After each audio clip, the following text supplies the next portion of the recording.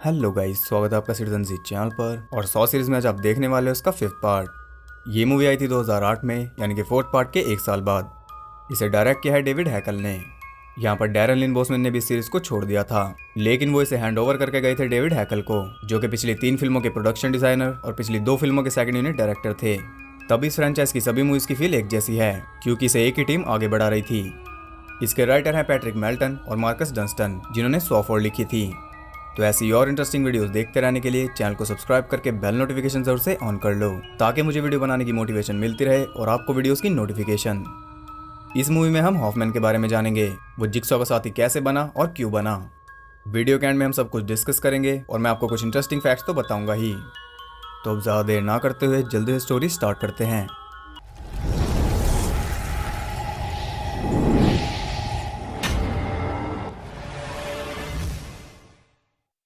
Movie के start में हम देखते हैं सेथ बैक्स्टर नाम के आदमी को, जो कि जिक्सॉ के ट्रैप में फंसा हुआ था।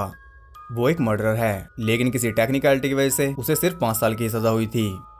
अब क्योंकि जस्टिस नहीं हुई, इसीलिए जिक्सॉ जस्टिस कर रहा है। सेथ एक टेबल पर चेंड है और उसके ऊपर एक पेंडुलम ब्लेड है। धीरे धीरे वो ब्लेड नीचे आता जाएगा और सेथ को बीच में से काट देगा। इससे बचने के लिए सेथ को अपने दोनों हाथों को क्रश करना है। जैसे ही उसके हाथों का चूरा हो जाएगा, वो फ्री हो जाएगा, और फ्री होने के लिए उसके पास सिर्फ 60 सेकंड्स हैं। उसकी गेम स्टार्ट होती है और वो ब्लेड नीचे आने लगता है। डर के मारे सेथ जल्दी से अपने हाथों का बलिदान दे देता है, लेकिन तब भी वो ब्लेड नहीं रुकता। वो उसे चीरने लगता है और देखते ही देखते उसके 2 टुकड़े हो जाते हैं। हम देखते हैं कि कोई वहां छुप कर ये सब देख रहा था। अब इस ट्रैप ने जिक्सॉ के रूल्स के हिसाब से काम नहीं किया। इसका मतलब साफ है, ये ट्रैप जिक्सॉ का था ही नहीं। ये किसका ट्रैप है वो हमें आगे पता चलेगा। यहाँ सीन शिफ्ट होता है और हम फिर से पहुंच जाते हैं 4th पार्ट की टाइमलाइन में, जब स्वैम ने जेफ को मार दिया था और हॉफमैन उसे वहां बंद करके चला गया था। स्वैम वहां पर परेशान हो रहा था। तभी उसे एक सीक्रेट दरवाजा मिलता है और गैस करो कि उसके पीछे क्या था। एक टेप रिकॉर्डर। वो उसे प्ले करता है और उसमें जिक्सॉ बोल रहा था। वो स्वैम को आगे जाने से मना करता है, और ये कोई एडवाइस नहीं बल्कि वार्निंग थी। और स्वैम उसकी वार्निंग को पूरी तरह अनसुना करके उस टनल के थ्रू आगे बढ़ता है, और आगे उसे मिलता है पिग मास्क पहना एक आदमी, जो कि उसे बेहोश कर देता है। जब उसे होश आता है तो वो अपने सर को एक बॉक्स में बंद पाता है। उस बॉक्स में धीरे धीरे पानी भर रहा था। वो पूरी तरह पानी से भर जाता है और स्वैम को अपना अंत बिल्कुल साफ साफ दिख रहा था। ये जिक्सॉ की वार्निंग को अनसुना करने का नतीजा है। स्वैम हिम्मत हार चुका था, लेकिन आखिरी टाइम पर वो अपनी सर्वाइवल इंस्टिंक्ट को काम में लाता है। वो अपने पेन को अपने गले में घुसा देता है और चैन की सांस लेता है। इस प्रोसीजर को ट्रेचोटोमी कहते हैं। पुलिस वहां पहुंच जाती है और हॉफमैन कॉर्बेट के साथ उस वेयरहाउस से निकल जाता है। कॉर्बेट आपको याद ही होगी, वो जेफ की बेटी है, जिसे जिक्सॉ ने कहीं पर छुपा दिया था। कई लोगों को लग रहा था कि जिक्सॉ ने उसे मार दिया, लेकिन जिक्सॉ बच्चों को नुकसान नहीं पहुंचाता। अब यहाँ आप कॉर्बेट के हाथ में जो टॉय देख रहे हो, वो हमने पिछले पार्ट में हॉफमैन के हाथ में देखा था, यानी कि तब से हॉफमैन ही कॉर्बेट का ख्याल रख रहा था। यहाँ हॉफमैन जिक्सॉ के ट्रैप से बच निकला और उसने एक बच्ची को भी बचा लिया, ऐसा वो दुनिया को दिखा रहा था। वो कहता है कि और कोई भी जिंदा नहीं बचा, लेकिन वो गलत था। स्वैम को भी रेस्क्यू कर लिया गया था और उसे देखकर हॉफमैन के होश उड़ चुके थे। इसके बाद आपको पता ही है कि जिक्सॉ की ऑटोप्सी होगी और उसके पेट में से निकली टेप को हॉफमैन सुनेगा। ये हमने पिछले पार्ट में देख लिया था। यहाँ जिक्सॉ का केस क्लोज हो चुका है और उसे क्लोज करने के लिए हॉफमैन को प्रमोशन भी मिलता है। उधर जिक्सॉ का लॉयर उसकी एक्स वाइफ जिल टक को जिक्सॉ की संपत्ति देता है, और वो था एक बॉक्स। उस बॉक्स के अंदर क्या है वो तो हमें नहीं दिखाया जाता, लेकिन जो कुछ भी है बहुत जरूरी है। उधर हॉफमैन को उसके ऑफिस में एक मैसेज मिलता है, जिसमें लिखा था कि मैं जानता हूं तुम कौन हो। उस मैसेज को पढ़ते ही हॉफमैन परेशान हो जाता है। वो सीधा जाता है एविडेंस रूम में और स्वैम का फोन चुरा लेता है, जो कि वेयरहाउस से मिला था। इसके बाद वो हॉस्पिटल जाता है और उसे पता चलता है कि एजेंट पेरेस मर चुकी है। आपको याद होगा कि पिछले पार्ट में बिली का फेस ब्लास्ट हो गया था और उसके टुकड़े पेरेस के फेस में धस गए थे। वो बेचारी बच नहीं पाई। स्वैम कहता है कि पेरेस के आखिरी वर्ष थे डिटेक्टिव हॉफमैन। वो हॉफमैन से इसका जवाब मांगता है। अब तक उसे हॉफमैन के ऊपर पूरा शक हो चुका था, क्योंकि वो बिना किसी खरोच के जिक्सॉ की गेम से निकला था, जो कि इम्पॉसिबल है। हॉफमैन उसे कोई जवाब नहीं देता, क्योंकि वो जरूरी ही नहीं समझता। उसने जिक्सॉ का केस क्लोज जो किया है। हॉफमैन के जाने के बाद वहाँ स्वैम का सीनियर डैन एरिक्सन आता है। स्वैम उसे कहता है कि वो जिल टक से पूछताछ करना चाहता है, लेकिन एरिक्सन ने कुछ और ही सोच रखा था। वो स्वैम को मेडिकल लीव देकर इस केस से हटा देता है। अब आप कहोगे कि जिक्सॉ का केस तो बंद हो गया, तो स्वैम को किस केस से हटाया? जिक्सॉ का केस पुलिस डिपार्टमेंट ने बंद किया है, FBI भी अपना काम कर रही है। उधर हॉफमैन एक लोकेशन पर पहुंचता है जहां से वो किसी गेम को कंडक्ट कर रहा था। अब वो नया जिक्सॉ बना है तो उसे अपनी गेम भी तो ट्राई करनी है। यहाँ हम उसकी गेम का मॉडल भी देख सकते हैं और इससे हमें पहले ही बहुत कुछ पता चल जाता है। जैसा कि गेम में 5 लोग हैं और गेम के 4 पड़ाव हैं, जिनमें से तीसरे में बाथ टब भी यूज होगा। गेम स्टार्ट हो चुकी थी। गेम के कंटेस्टेंट्स हैं एशली, ब्रेट, चार्ल्स, लूबा और मलिक। उनके गर्दन पर कॉलर बंधे हैं जो कि केबल से कनेक्टेड हैं। उनके लॉक की चाबी उनके सामने है, लेकिन जैसे ही उनमें से कोई एक आगे बढ़ेगा उनका टाइमर स्टार्ट हो जाएगा और खुद को फ्री करने के लिए उनके पास सिर्फ 60 सेकंड्स होंगे। अगर वो खुद को फ्री नहीं कर पाते तो उनकी केबल्स पुल होंगी और पीछे लगे ब्लेड्स में फंसकर उनकी गर्दन कट जाएगी। उन्हें कई टेस्ट सर्वाइव करने हैं। आज वो 5-1 बनेंगे। उन्हें सलाह दी जाती है कि उन्हें अपनी सर्वाइवल इंस्टिंक्ट के ऑपोजिट काम करना है, तभी वो बच पाएंगे। वो सब कनेक्टेड हैं।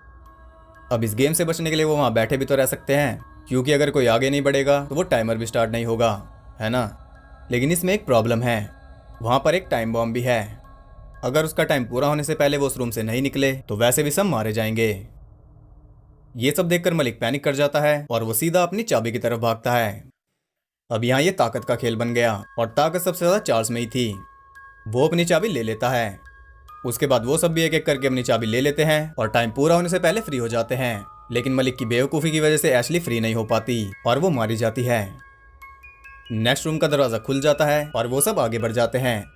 यहाँ पर ब्रेड थोड़ी समझदारी दिखाती है। आगे बढ़ने से पहले वो सारी चाबियां उठा लेती है, क्या पता वो आगे काम आए। मीनवाइल हम देखते हैं स्वयं को, जो कि लीव पर होने के बावजूद भी इस केस पर काम कर रहा था, क्योंकि वो हॉफमैन का पर्दा फाश करना चाहता है। अब जिस फाइल को वो देख रहा है उसमें बहुत ज्यादा इंफॉर्मेशन है। इसमें हम क्लियरली देख सकते हैं कि जिक्सॉ का पहला विक्टिम सीसिल था, जिसे नाइफ चेयर में ट्रैप किया था। उस वक्त जिक्सॉ केस पर काम कर रहा था डिटेक्टिव फेस, जिसे आप कई बार देख चुके हो। जिक्सॉ का दूसरा विक्टिम था मार्क विल्सन, जो कि में सॉ 1 में दिखाया गया था। वो जलकर मरा था। उसकी बारी पर भी फेस की था। तीसरा विक्टिम है सेथ बैक्स्टर, जिसे मरते हुए हमने इसी मूवी की ओपनिंग में देखा था। उसकी बारी पर एलिसन कैरी पहली बार जिक्सॉ केस से जुड़ी थी। चौथा विक्टिम था पॉल लीही, जो कि ये आदमी था। इसे भी हमने सॉ 1 में देखा था। इसकी बारी पर हॉफमैन पहली बार जिक्सॉ केस से जुड़ा था, टैपर सिंह के साथ। यानी कि हॉफमैन भी सॉ 1 से इस फ्रेंचाइज का हिस्सा है। इस फाइल को दिखाने का मकसद यही है कि हम हॉफमैन को नया कैरेक्टर ना समझे, वो भी यहाँ शुरुआत से है। ये बात अलग है कि हॉफमैन से हम सब नफरत ही करते हैं। यहाँ आप ये भी देख सकते हो कि अमेंडा जिक्सॉ की 5वीं विक्टिम थी, और ये भी देख सकते हो कि एरिक 7वें विक्टिम से इस केस से जुड़ा था। ये फाइल्स बहुत ज्यादा कॉम्प्लिकेटेड हैं, इसलिए स्वयं सभी जिक्सॉ फाइल्स को लेकर फरार हो जाता है। वो जिक्सॉ के तीसरे विक्टिम सेथ बैक्स्टर के बारे में रिसर्च करता है, जिसे हमने इस फिल्म की ओपनिंग में देखा था। सेथ ने एक लड़की का मर्डर किया था और वो लड़की हॉफमैन की बहन थी। अब सब कुछ एकदम साफ है। सेथ को जिक्सॉ ने नहीं बल्कि हॉफमैन ने मारा था, इसीलिए सेथ के पास बचने का कोई चांस नहीं था। और हॉफमैन ने सब कुछ किसी जिक्सॉ गेम की तरह प्लान किया, ताकि बिल जिक्सॉ के नाम पर फटे और उसका बदला भी पूरा हो जाए। यहाँ समझने वाली बात यह है कि जब उसने सेथ को मारा था तो वो जिक्सॉ के लिए काम नहीं करता था, तब तो जिक्सॉ खुद ही नया नया था। स्वयं भी ये सब अच्छे समझ जाता है। उधर हॉफमैन की गेम सेकंड लेवल पर पहुंच चुकी थी। उस रूम में भी टाइम बॉम्ब लगे थे, जो कि टाइम पूरा होने पर फट जाएंगे।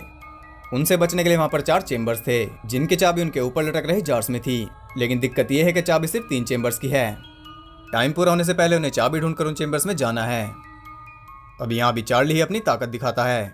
जार्स फोड़ने से पहले वो मलिक को फोड़ देता है। रीजन ऑब्वियस है, वो नहीं चाहता कि मलिक इस राउंड को सर्वाइव करे। उसे ब्रिट और लूबा ज्यादा डिजर्विंग लगते हैं। वो सारे जार्स फोड़ देता है और लूबा और ब्रिट एक एक चाबी उठा लेते हैं। चार्ली भी अपनी चाबी उठाकर चेंबर की तरफ बढ़ रहा था, तभी लूबा पीछे से उसके ऊपर अटैक कर देती है और मलिक उसकी चाबी लेकर जल्दी से चेंबर में चला जाता है। लूबा भी चेंबर में पहुंच जाती है और मारा जाता है चार्ली। उधर स्वयं को पता चलता है कि सेथ बैक्स्टर के केस के बाद से ही हॉफमैन हर एक जिक्सॉ केस पर था। अब यहाँ में जाना पड़ेगा पास में। जिक्सॉ की नकल करके हॉफमैन कैसे बच सकता था। जिक्सॉ उसे भी उठा लेता है। हॉफमैन को उसने एक हल्के ट्रैप में फंसाया था, क्योंकि अगर हॉफमैन ने उसे कॉपी किया है इसका मतलब उसके काम से इंस्पायर्ड है। लेकिन अगर कॉपी कर ही रहे हो तो कम से कम काम तो बराबरी का करो। जिक्सॉ से अच्छा खासा लेक्चर देता है और उसे एक ऐसा तरीका बताता है जो कि किलिंग से भी ज्यादा इफेक्टिव है, और वो है जिक्सॉ का तरीका। जैसे वो अपने बाकी विक्टिम्स को एक चांस देता है, वैसे ही वो हॉफमैन को भी एक चांस देता है, और उसका चांस था जिक्सॉ के साथ काम करना। चॉइस उसकी थी और उसने क्या चुना ये तो आप जानते ही हो। इस मीटिंग के बाद से उसने हर एक ट्रैप में जिक्सॉ की मदद की, तभी जिक्सॉ इतने सारे अपराधियों को ट्रैप कर पाया, क्योंकि हॉफमैन सारी पुलिस फाइल्स उस तक पहुंचा देता था। उन दोनों ने साथ मिलकर विक्टिम्स को पकड़ा। पार्ट 2 के नर्व गैस हाउस को भी उन दोनों ने ही सेटअप किया था। यहाँ में ये तो बताया गया है कि हॉफमैन अमेंडा के बारे में जानता था, लेकिन ये नहीं बताया गया कि अमेंडा उसके बारे में जानती थी या नहीं। शायद ये हमें आगे पता चले। हॉफमैन अभी भी जिक्सॉ के काम को आगे बढ़ा रहा है और फिलहाल वो स्ट्रैम के बॉस एरिक्सन को ये यकीन दिला रहा है कि स्ट्रैम ही जिक्सॉ का तीसरा साथी है जो अब उसके काम को आगे बढ़ाएगा। और एरिक्सन के लिए यकीन करना ज्यादा मुश्किल नहीं था क्योंकि स्ट्रैम ऑलरेडी सारी जिक्सॉ फाइल्स लेकर फरार था। उधर हॉफमैन के शिकार पहुंच गए थे थर्ड लेवल पर। वहां पर भी टाइम बॉम्ब्स थे और बीच में था एक बाथटब। अगले रूम के दरवाजे पर 5 लॉक्स थे जिन्हें खोलने के लिए उन्हें 5 इलेक्ट्रिकल सर्किट्स को क्लोज करना था और उन्हें क्लोज करने के लिए उनके कॉर्ड्स को बाथटब के पानी से कनेक्ट करना था। ये उनकी टेंशन है कि ये वो कैसे करेंगे। अब उनके पास ज्यादा टाइम नहीं था इसलिए वो डिसाइड करते हैं कि उनमें से एक उस बाथटब में लेटेगा और वो 5 कॉर्ड से कनेक्ट कर देंगे जिससे ऑफकोर्स पानी में लेटा पर्सन करंट लगने से मर जाएगा लेकिन वो दरवाजा खुल जाएगा। अब कोई भी बलिदान देने के लिए तैयार नहीं था इसलिए वो फिर से ताकत की गेम बन जाती है और इस बार ताकत दिखाती है ब्रेट। लूबा को स्टैप करके वो बाथटब में फेंक देती है। उससे कॉर्ड्स को कनेक्ट करके वो दरवाजे को खोल लेते हैं। यहाँ लूबा को मारकर वो दोनों आगे बढ़ जाते हैं। उधर जिल तक पहुंचती है एरिक्सन के पास और वो कहती है कि एजेंट स्ट्रैम उसका पीछा कर रहा है। हम सब जानते हैं कि स्ट्रैम ऐसा कुछ नहीं कर रहा, वो हॉफमैन के पीछे पड़ा है। फिर जिल ने उस पर इल्जाम क्यों लगाया? कहीं ये उस बॉक्स की वजह से तो नहीं जो उसे जिक्सॉ के विल में मिला है। वजह चाहे जो भी हो लेकिन इससे एरिक्सन का शक और ज्यादा तगड़ा हो जाता है कि स्ट्रैम ही जिक्सॉ का तीसरा साथी है। स्ट्रैम अभी भी जिक्सॉ के क्राइम सीन्स को इन्वेस्टिगेट कर रहा है। यहाँ में दिखाया जाता है कि जो गेम अभी चल रही है उसके विक्टिम्स की फोटो जिक्सॉ ने हॉफमैन को दी थी जब वो अपनी आखिरी सांसें ले रहा था। अब यहाँ एक और चीज क्लियर कर देता हूँ कि स्ट्रैम का बचना प्लान का हिस्सा नहीं था। वेयर हाउस में वो जिस ट्रैप में फंसा था वो हॉफमैन ने बनाया था, तभी उसमें बचने का कोई चांस नहीं था। फिर भी स्ट्रैम किसी तरह बच गया। हॉफमैन का प्लान था कि जिक्सॉ के गेम से सिर्फ वो जिंदा बचेगा और अपने साथ वो एक बच्ची को भी बचा लेगा जिससे वो शहर का हीरो बन जाएगा। लेकिन स्ट्रैम भी जिंदा बच गया जिससे उसकी पॉपुलैरिटी थोड़ी कम हो गई और अब स्ट्रैम उसके पीछे है। लेकिन हॉफमैन इस बात को अच्छी तरह जानता है इसलिए वो एरिक्सन के साथ माइंड गेम्स खेल रहा है ताकि वो कन्विंस हो जाए कि स्ट्रैम ही जिक्सॉ का साथी है और एरिक्सन उसके जाल में फंसता भी जा रहा है। वो स्ट्रैम के फोन को ट्रैकिंग पर लगा देता है और आप जानते हैं कि उसका फोन स्विच ऑफ है और हॉफमैन के पास ही है। हॉफमैन उसी जगह पर जाता है जहां से वो उस गेम को कंडक्ट कर रहा था और वो स्ट्रैम के फोन को ऑन करके वहीं पर छोड़ देता है। ये सब जिक्सॉ की संगति का असर है। उधर ब्रेट और मलिक पहुंच गए थे गेम के लास्ट लेवल पर और ऑफ कोर्स वहां पर भी टाइम बॉम्ब्स थे। वहां एक बड़ा सा डिवाइस था जिसके अंदर एक बीकर था। अब उन्हें यह तो पता चल ही गया था कि उस बीकर को भरने के बाद ही बाहर जाने का दरवाजा खुलेगा, लेकिन उसे भरना किस चीज से है? उस डिवाइस के अंदर बड़े बड़े ब्लेड्स भी थे। जी हाँ, उस बीकर को उन्हें अपने खून से भरना है। अब यहाँ भी वो इसे ताकत की गेम बना सकते हैं। एक पर्सन को मारकर उसका पूरा खून निकाल कर दूसरा पर्सन बाहर जा सकता है। लेकिन यहाँ पर फाइनली वो अपने दिमाग की आंखें खोलते हैं। उस डिवाइस में 5 होल थे, यानी कि उसमें 5 लोगों की जगह थी। लेकिन ऐसा क्यों? क्योंकि इस वक्त यहाँ पर उन 5 को होना चाहिए था। सबसे पहले लेवल से ब्रिट जो चाबियां अपने साथ लाई थी वो देखते हैं कि वो सब चाबियां सेम थी, यानी कि सिर्फ एक ही चाबी से उन 5 के लॉक खुल सकते थे। दूसरे लेवल में उनके पास सिर्फ 3 चेंबर्स थे, लेकिन एक चेंबर में आराम से 2 लोग आ सकते थे, यानी कि वहां भी उन 5 को बचना था। तीसरे लेवल में 5 कॉर्ड्स कनेक्ट करने थे। अगर वो 5 एक के कॉर्ड को पकड़ते तो उन्हें बहुत ही कम करंट लगता और वो बिल्कुल सही सलामत यहाँ पहुंच जाते।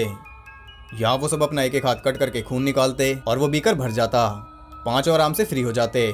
लेकिन अब उन दोनों को ही वो बीकर भरना पड़ेगा और इसके लिए कितनी चीरफाड़ लगेगी ये तो कह नहीं सकते। उन्हें पहले ही बताया गया था कि वो सब कनेक्टेड हैं, उन्हें साथ में आगे बढ़ना था, लेकिन उनकी सर्वाइवल इंस्टिंक्ट ने उन्हें ऐसा नहीं करने दिया। सबको अपनी अपनी पड़ी थी, जबकि उन्हें बिल्कुल साफ साफ कहा गया था कि तुम्हें अपनी इंस्टिंक्ट के अपोजिट चलना है। उन्हें एक दूसरे की मदद करनी थी, उन्हें मारना नहीं था। वो 5 एक बनेंगे, इसका मतलब उन्होंने सोचा कि उनमें से सिर्फ एक बचेगा, जबकि इसका मतलब था कि उन्हें एक साथ काम करना है।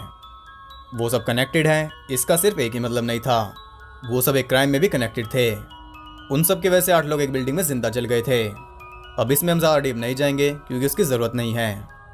उधर स्ट्रैम का फ़ोन ट्रैक कर लिया जाता है और एरिक्सन उस लोकेशन के लिए निकल जाता है। उसी वक्त स्ट्रैम हॉफमैन का पीछा कर रहा था। हॉफमैन के पीछे पीछे वो पहुंच जाता है नरगैस हाउस में, जिसे सेकंड पार्ट में यूज़ किया गया था। अब उसे अच्छी तरह रेनोवेट कर दिया गया है, शायद वहाँ पर हॉफमैन ही रहता है। स्ट्रैम उसे सीक्रेट डोर से नीचे जाता है जिससे सेकंड पार्ट में अमेंडा और डैनियल गए थे। इधर वो दोनों अपने हाथ काटकर उस बीकर को भरना शुरू करते हैं क्योंकि उनके पास टाइम नहीं था। बड़े दुख की बात है कि अब जाकर वो मिलकर काम कर रहे हैं। खैर, टाइम पूरा होने से पहले वो उस बीकर को भर देते हैं। उधर एरिक्सन भी उस लोकेशन पर पहुंच जाता है जहां से हॉफमैन गेम कंडक्ट कर रहा था और वहां से स्ट्रैम का फोन मिलता है जिससे उसे 100% क्लियर हो जाता है कि स्ट्रैम ही जिक्सॉ का साथी है। लेकिन वहां पर कुछ और भी था। वहां पर ब्रिट और मलिक भी थे जो कि फाइनल लेवल पार करके बाहर निकले थे, यानी कि वो गेम भी वहीं पर खेली जा रही थी। उधर स्ट्रैम पहुंच जाता है एक रूम में जहां उसे एक ट्रैप मिलता है जिसके अंदर कांच के टुकड़े भरे पड़े थे। ये ट्रैप हमने पिछले पार्ट में भी देखा था और मैंने आपको हिंट भी दिया था कि ये आगे यूज होगा। स्ट्रैम उसके अंदर रखे टेप रिकॉर्डर को प्ले करता है और उसमें जिक्सॉ नहीं बल्कि हॉफमैन बोल रहा था। वो स्ट्रैम को कहता है कि उसे इस बॉक्स में जाना है। इससे स्ट्रैम को थोड़ी तकलीफ तो होगी लेकिन वो जिंदा बच जाएगा। चॉइस उसकी है। जिस वक्त वो टेप को सुन रहा था वहां हॉफमैन भी पहुंच जाता है। यहाँ उनके बीच हाथापाई होती है और आखिर में स्ट्रैम हॉफमैन को ही उस ट्रैप में बंद कर देता है। फाइनली उसने हॉफमैन को पकड़ लिया, ऐसा उसे लग रहा था, क्योंकि तभी वो बॉक्स फ्लोर में फिट होने लगता है और उस रूम की दीवारें आगे आने लगती हैं। यानी कि स्ट्रैम वहां भिजकर मरने वाला है। हॉफमैन ने उसे कहा था कि बॉक्स में जाने से उसे थोड़ी तकलीफ होगी लेकिन वो जिंदा बच जाएगा। स्ट्रैम ने उसकी बात अनसुनी कर दी, जैसे कि उसने मूवी के स्टार्ट में की थी। तब भी वो मरते मरते बचा था, लेकिन हर बार किस्मत साथ नहीं देती। इस बार वो मारा जाता है और उधर उसे जिक्सॉ का साथी घोषित कर दिया जाता है, जबकि असली साथी अब भी बच गया। और इसी के साथ यहाँ ये मूवी एंड हो जाती है। तो इस मूवी की फील एकदम 100 वाली है, लेकिन बाकी पार्ट्स के कंपैरिजन में ही कुछ भी नहीं है। इसमें कई सारी चीज मिसिंग हैं, जिनके बारे में मैं आपको बताता हूँ। सबसे पहले तो इसमें कोई मेजर ट्विस्ट है नहीं, जो कि इस फ्रेंचाइज की खासियत है। पिछले सभी पार्ट्स के एंड में एक साथ कई सारे मेजर ट्विस्ट आते हैं जो पूरी मूवी के टाइम को वसूल कर देते हैं, लेकिन इसमें ऐसा कुछ भी नहीं था। ट्विस्ट तो इसमें है ही नहीं, साथ इसमें इतनी डिटेल्स भी नहीं है जितनी पिछले पार्ट्स में थी। कुछ खास डिटेलिंग इसमें नहीं की गई। इस फिल्म में जो मेन गेम चल रही थी उसका कोई मतलब ही नहीं था। पिछले सभी पार्ट्स में हमने देखा कि मूवी में जो मेन गेम चलती है एंड में आकर वो मेन स्टोरी से कनेक्ट हो जाती है और हम हैरान रह जाते हैं, लेकिन इसके केस में वो भी नहीं हुआ। उस गेम का मूवी में चल रही स्टोरी से कोई लेना देना था ही नहीं। इस मूवी में ज्यादातर पार्ट गेम का ही है, लेकिन अगर मैं उस गेम के बारे में आपको ना भी बताता तब भी क्या स्टोरी पर कोई फर्क पड़ता? बिल्कुल नहीं। जो 3 बात इस फ्रेंचाइज में मेन है वो इस मूवी में थी ही नहीं। मूवी में दिखाया गया बौखलाता हुआ स्ट्रैम और चालाक हॉफमैन, बस। इस मूवी का मकसद सिर्फ हमें हॉफमैन की बैक स्टोरी दिखाना था, इसके अलावा कुछ भी नहीं। इसके लिए इन्होंने पूरी एक फिल्म वेस्ट की, तभी हॉफमैन को लोग पसंद नहीं करते। अच्छी भली चल रही फ्रेंचाइज को उसकी वजह से बिगाड़ कर रख दिया। यहीं से 100 फ्रेंचाइज बिगड़नी शुरू हुई थी। तो मूवी का जो भी हिसाब था वो मैंने आपको बता दिया। बाकी इसकी स्टोरी में कुछ ऐसा है ही नहीं जिसे हम डिस्कस करें। हमें बस ये बताया गया कि हॉफमैन जिक्सॉ केस पर शुरुआत से है। वो जिक्सॉ का सबसे पहला साथी था और अब वही उसकी लेगेसी को आगे बढ़ा रहा है। लेकिन ये मत भूलिए कि जिक्सॉ ने उसे टेस्ट नहीं किया, अभी उसे भी टेस्ट किया जाएगा। तो देखेंगे अगले पार्ट में क्या होगा। अब बात करते हैं इस मूवी से जुड़े इंटरेस्टिंग फैक्ट्स के बारे में। इस मूवी का बजट था $10.8 मिलियन और इसने बिजनेस किया था $113.9 मिलियन का, जो कि पिछले तीनों पार्ट से कम है। स्ट्रैम का रोल करने वाले actor Scott Patterson water trap में अपना सर नहीं डालना चाहते थे। उन्होंने पहले उस ट्रैप को टेस्ट करवाया और उसकी टेस्टिंग अच्छी नहीं रही, जिस वजह से उनकी चिंता और बढ़ गई। लेकिन आखिर में उन्होंने हिम्मत करके ये सीन खुद किया और इसमें कई रीटेक्स हुए। फिल्मिंग के बाद उन्होंने दोबारा अपनी लाइंस को डब किया ताकि वो ज्यादा डीप लगे, क्योंकि स्ट्रैम ने अपने गले में छेद भी तो किया था। उन्हें इस फिल्म की एंडिंग भी नहीं पता थी। उन्हें यह भी नहीं पता था कि एंड में उनका कैरेक्टर मरने वाला है। डैनी क्लोवर को उनके डिटेक्टिव टैब वाले रोल को रिप्राइज करने का ऑफर दिया गया था, लेकिन वो ब्लाइंडनेस फिल्म में बिजी थे। सेथ बैक्स्टर का ट्रैप इंस्पायर था सर एडगर एलन पो की short story The Pit and the Pendulum से। लास्ट ट्रैप में रियल एनिमल ब्लड यूज किया गया था, लेकिन उसे यूज करके फिल्म मेकर्स पछताए थे क्योंकि उसकी स्मेल बहुत खराब थी। ब्रिट का रोल करने वाली एक्ट्रेस अपने रोल से इतनी ज्यादा अफेक्टेड हो गई थी कि उन्हें नाइटमेयर्स आने लगे थे। गेम के सभी लेवल्स को सीक्वेंस के हिसाब से शूट किया गया था। ये पहली 100 फिल्म है जिसमें बिली किसी के सामने नहीं आया। क्या ये बात किसी ने नोटिस की थी? जिस सीन में हॉफमैन कॉर्बेट के साथ बाहर निकलता है, असल में वो 104 की एंडिंग के लिए शूट किया गया था। सबसे पहले गेम लेवल में जो ब्लेड्स थे वो वी शेप बना रहे थे, जिसका रोमन गिनती में मतलब होता है 5, और उन 5 को साथ ही रहना था। प्लस ये 100 का 5th पार्ट है और ये इस फ्रेंचाइज की पहली फिल्म है जिसमें गेम के विक्टिम फिल्म के नंबर से मैच करते हैं, यानी कि 5। ये इकलौती 100 फिल्म है जिसके DVD या ब्लू रे कवर पर बस 100 नहीं है। पेंडुलम ट्रैप सच में वर्किंग ट्रैप था। जब वो सीन शूट किया जा रहा था तब उसके ब्लेड को फोम से रिप्लेस कर दिया था, और जिस प्रेस से सेथ के हाथ क्रश होते हैं वो भी फोम की थी। ये इस फ्रेंचाइज की पहली फिल्म है जिसके एंड में किसी ने गेम ओवर नहीं बोला, और ये सीरीज की दूसरी फिल्म है जिसके एंड में जिक्सॉ के अलावा किसी और ने अपनी आवाज में टेप रिकॉर्ड की हो। ऐसा सेकंड पार्ट में अमेंडा कर चुकी है। ग्लास बॉक्स में जो ग्लास था असल में वो रबर था। इस मूवी का बॉडी काउंट है 6। तो ये थे इस मूवी से जुड़े इंटरेस्टिंग फैक्ट्स। आई होप आपको पसंद आए होंगे। अगर आपको वीडियो और मेरा एफर्ट्स पसंद आए तो इसे एक लाइक और कमेंट जरूर करना, और ऐसी और इंटरेस्टिंग वीडियोस देखते रहने के लिए चैनल को सब्सक्राइब करके बेल नोटिफिकेशन कॉल पर सेट कर लो ताकि नोटिफिकेशन आप तक पहुंच सके। और ज़्यादा कनेक्टेड रहने के लिए आप मुझे इंस्टाग्राम पर फॉलो कर सकते हो, लिंक डिस्क्रिप्शन में है। तो मैं मिलता हूँ अगली वीडियो में, तब तक के लिए सबको बाय।